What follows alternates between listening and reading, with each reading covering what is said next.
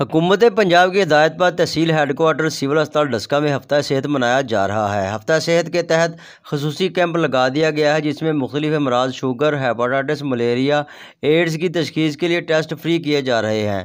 ماہر ڈاکٹرز کی جانب سے صحت مند زندگی کے لیے مفید مشورے اور ان امراض سے بچاؤ کے لیے آگاہی بھی دی جا رہی ہے۔